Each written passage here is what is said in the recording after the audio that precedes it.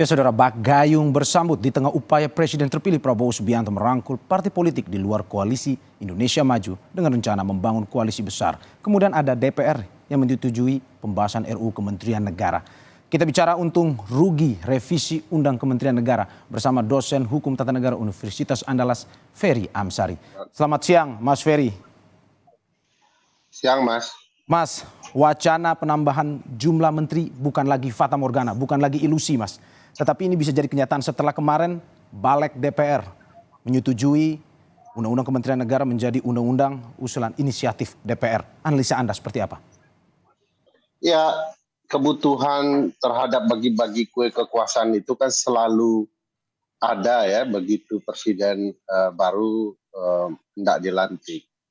Dan nuansa itu yang mengedepan di dalam upaya revisi Undang-Undang Kementerian Negara ini, sebab ketentuan pasal 15 Undang-Undang 39 2008 itu betul-betul membatasi upaya untuk negosiasi kepentingan elit politik dalam membagi-bagi kue kekuasaan, karena kementerian hanya dibatasi 34 kementerian. Ini yang membuat pilihan politik presiden tidak luas ya, untuk kemudian seluruh kepentingan koalisinya bisa diperoleh. Nah, menurut saya banyak teman-teman partai politik presiden terpilih tidak memahami konteks kenapa pasal 15 itu dibuat. Pasal 15 itu sendiri dibuat untuk membangun pembagian kabinet agar menciptakan sistem presiden yang lebih efektif dan efisien. Nah, ini yang sebenarnya menjadi dasar kenapa hanya dibatasi menjadi 34. Sebab banyak sejarah masa lalu kita, kalau dibuka seperti itu selalu saja upaya memastikan bagi-bagi kekuasaan itu akan semakin besar. Tidak bicara pemerintahan yang efektif dan efisien, tapi pemerintahan yang mengakomodir seluruh kepentingan. Itu problematikanya, Mas. Tapi menurut Anda ini urgensi atau tidak, dalam arti akhirnya harus saat ini undang-undang kementerian itu disetujui, disepakati untuk masuk dalam undang inisiatif DPR?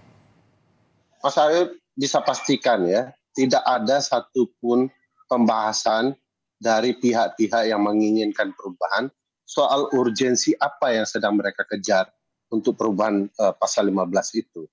Tidak ada penjelasan dalam bentuk naskah akademik yang memadai sebagaimana sebuah kewajiban dalam melakukan revisi undang-undang dan membentuk undang-undang yang mampu menjelaskan argumentasi urgensinya. Misalnya di dalam undang-undang pembentukan peraturan perundang-undangan kita diwajibkan membuat kajian regulatory impact assessment, asesmen terhadap dampak dari pembentukan undang-undang. Nah, sampai sejauh ini tidak ada penjelasannya apa dampaknya agar sebuah undang-undang itu bisa diubah atau tidak. Sehingga bisa kita ketahui tidak ada kebutuhan mendesak atau urgensinya terhadap proses pembentukan kementerian. Jadi memang tidak ada itu, Mas. Semata-mata pasti bicara soal bagaimana membagi kue kekuasaan itu jauh lebih besar. Oke Mas, saat ini pembahasan sedang berjalan dan saya akan sedikit mereview terkait dengan ada 3 poin sebenarnya dalam revisi Undang-Undang Kementerian Negara ini. Kita lihat yang pertama terkait soal wakil menteri masuk kabinet dan tidak lagi jenjang karir. Tanggapan Anda, apakah memang saat ini pasal 10 ini memang membutuhkan revisi yang diperlukan saat ini atau tidak menurut Anda? Jadi selama ini sejak Undang-Undang 39 2008 dibentuk, selalu ada mekanisme curang ya, quote and quote ya, cheating dari pembentuk kementerian. Jadi kabinet itu dibentuk dengan cara yang agak curang gitu ya. Pasalnya begini, undang-undang sudah membatasi untuk wakil menteri itu adalah figur-figur profesional, sehingga sulit bagi figur-figur politik untuk masuk. Dan itu juga disebut cheating karena menteri dibagi 34, tapi wakil menteri itu bisa dalam jumlah yang sesuka presiden, bisa 2, bisa 3 begitu ya. Dan pembagian seperti itu membuat kue politik yang besar, cuman diarahkan hanya untuk wakil menteri. Nah, sekarang para wakil menteri itu hendak diberikan kepada teman-teman politik ya teman-teman politisi. Sehingga kemudian kalau kemudian pasal profesionalitas itu dihapus, presiden bisa menunjuk siapapun untuk menjadi wakil menteri. Jadi akan jauh lebih mubazir lagi karena upaya menunjuk wakil menteri bukan kepada kapasitas untuk menolong menteri karena kemampuan profesionalitasnya, tetapi figur yang ditunjuk karena kepentingan bagi-bagi kue kekuasaan dari koalisi yang ada. Jadi ini malah membuat celah yang luar biasa.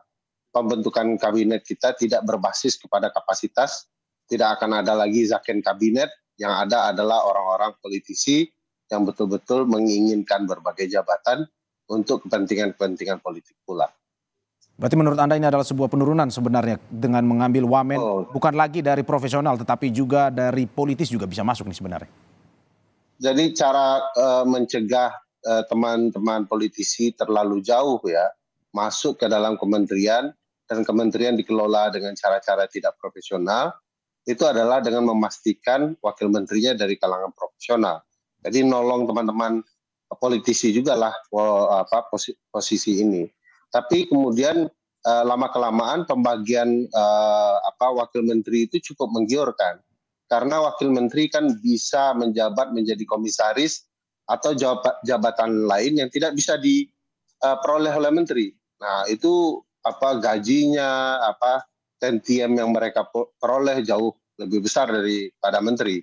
Oleh karena itu cukup menggiurkan, cukup seksi bagi teman-teman partai politik untuk dapat kue kekuasaan yang bernama wakil menteri. Oke Mas, dari pasal 10 kita pindah ke pasal 15 yang menjadi pembicaraan banyak pihak sampai saat ini. Ini pada akhirnya dari 34 dihapus menjadi sesuai dengan kebutuhan presiden. Nah Mas, apakah memang ini bisa berapapun sesuai dengan kemauan presiden pada akhirnya nanti presiden terpilih menentukan jumlah kementeriannya atau apakah ada dasar hukum yang lain sebenarnya? Memang secara prinsip para menteri ini adalah hak prerogatif presiden untuk menunjuk mengkomposisinya ya. Berdasarkan pasal 17 kan menteri-menteri ini adalah pembantu presiden. Tapi begini, kita punya pengalaman kesejarahan terhadap para menteri ini. Kalau dibuka begitu luas, bahkan kita pernah 100 menteri gitu ya. Nah, pengalaman sejarah itulah yang membuat kita membentuk Undang-Undang 39 2008 ini untuk membatasi sesuai dengan tujuan dari kabinet itu sendiri. Jadi kabinet itu berasal dari kata ruang sempit, tempat kepercayaan para penguasa untuk berbincang soal nasib bangsa. Nah, ruang kecil itu artinya akan diisi oleh orang-orang dalam jumlah terbatas yang kapasitasnya betul-betul dipercayai oleh presiden. Nah, jangan kemudian ruang kecil itu diperbesar karena itu akan membuat ruang gerak pemerintahan akan semakin susah, tidak lapang, sempit begitu ya. Dan tujuan dari asal usul tujuan membentuk kabinet menjadi kehilangan arah.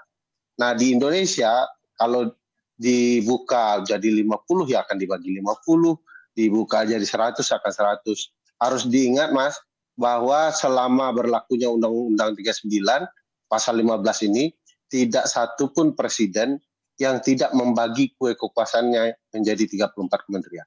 Jadi semua membagi 34. Padahal itu angka maksimum gitu ya. Nah, ini mengindikasikan bahwa memang apa saja yang diberikan undang-undang untuk pembagian kue kekuasaan kabinet akan selalu diupayakan dipenuhi seluas-luasnya. Jadi ini problematika kita melabrak gagasan membatasi upaya untuk membagi kue-kue kekuasaan agar pemerintahan bisa berlangsung efektif.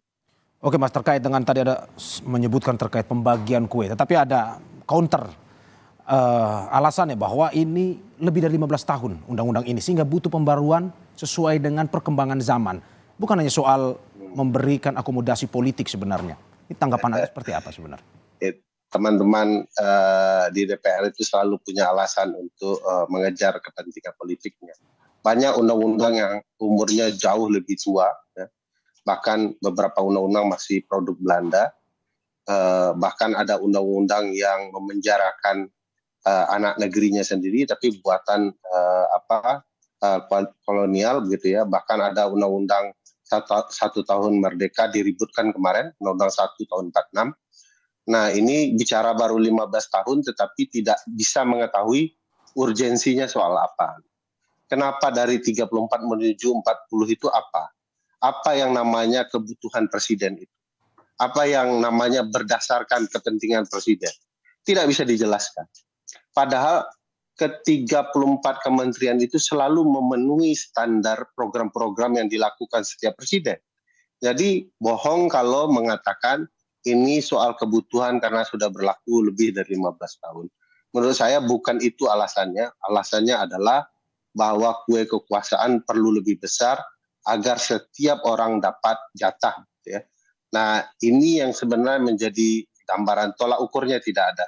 Kami sendiri dalam penelitian kami di 2014 menyampaikan hanya dibutuhkan 26 menteri dari 34 kementerian. Jadi kami upayakan kementeriannya tetap 34, tapi menterinya hanya 26. Sebab mengganti nomenklatur kementerian akan memubazirkan keuangan negara lagi. Karena setiap ganti nomenklatur, itu kop surat seluruh Indonesia harus diganti dan itu beban biaya yang miliaran sifatnya. Jadi bahkan menteri dikurangi, tetap kementerian, kita masih butuh biaya besar, apalagi menambahnya. Nah, di tahun 2019, teman-teman Asosiasi Pengajar Hukum Tata Negara, Hukum Administrasi Negara, malah mengusulkan 24 menteri. Jadi lebih menyederhanakan, bahkan menghapus menteri koordinator. Karena menteri koordinator adalah jabatan yang tidak dibutuhkan dan berseberangan dengan konstitusi. Konstitusi kita tidak mengenal menteri koordinator.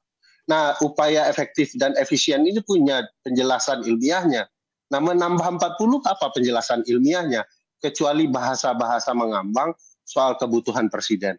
Padahal kebutuhan presiden mereka tidak bisa jelaskan. Misalnya kalau ada dalil yang mengatakan bahwa kebutuhan untuk menambah kementerian makan siang gratis begitu ya.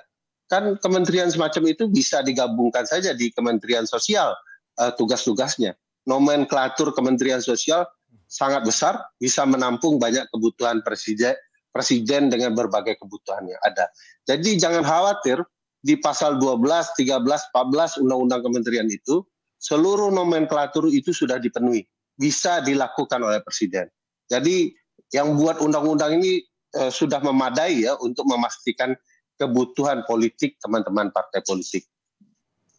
Oke Mas, ini sejalan dengan apa yang Anda sampaikan tadi karena memang di beberapa negara lain yang populasinya sama dengan Indonesia pun jumlah kementeriannya memang disesuaikan dengan kebutuhan yang ada. Termasuk di Indonesia, selain tadi Anda sudah memberikan informasi terkait penelitian yang Anda lakukan, ada juga penelitian, ini kajian bahwa Indonesia cocoknya 24 menteri saja. Ini bahkan 34 ini jauh lebih banyak ketimbang dari kajian yang dilakukan ini. Apa yang Anda bisa analisis? Ini katanya menyesuaikan dengan anggaran, sehingga kalau terlalu banyak katanya anggarannya bisa terlalu mubazir digunakan, terlalu banyak digunakan, tidak fokus kemana-mana. Tetapi kalau lebih sedikit lebih baik pengaturannya. Tanggapan Anda seperti apa? Ya, ya kebutuhan untuk melayani publik dari kementerian itu tentu akan disesuaikan grand design anggarannya ya. Makin kecil kementerian dia akan punya anggaran yang lebih besar yang bisa dimanfaatkan untuk kebutuhan masyarakat. Makin dibagi kementerian itu memang kue kekuasaannya akan jauh lebih besar terbagi, anggarannya akan menyebar. Tapi belum tentu tepat guna dan tepat sasaran karena besarnya itu. Misalnya kita berkaca ke kabinet di Amerika, kebutuhan mereka itu 13 sampai 20 kementerian saja. Populasinya jauh lebih besar dari kita, jumlah luas daratannya jauh lebih besar, permasalahannya jauh lebih kompleks, selain ngurus negaranya sendiri juga mereka mengurus negara orang lain.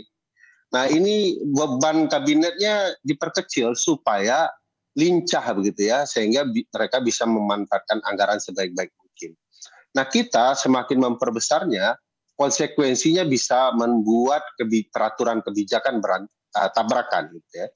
Misalnya Menteri Dalam Negeri, Menteri Desa gitu ya, punya objek yang sama wilayah desa.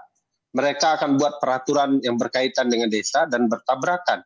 Uang yang dikeluarkan membuat peraturan menjadi peraturan yang tidak efektif, peraturan yang berantakan, mubazir gitu ya. dengan menyederhanakan jumlah menteri juga menyederhanakan beban kementerian. Menteri punya staf, mobil, kendaraan, kebutuhan biaya, mereka akan jauh lebih sederhana kebutuhannya, sehingga serapan anggaran kepada menteri juga jauh lebih baik, dan peruntukan dana untuk masyarakat akan jauh lebih besar.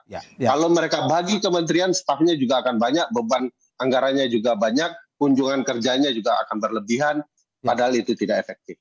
Ya, Mas Ferry, semoga apa yang disampaikan pada akhirnya bisa memberikan masukan kepada presiden dan wakil presiden terpilih. Kita tunggu gebrakannya, kita tunggu keputusannya bagaimana, apakah akan menambah jumlah kementerian atau tetap atau bahkan mungkin bisa mengurangi. Terima kasih Ferry Amsari sudah bergabung dengan Kompas TV.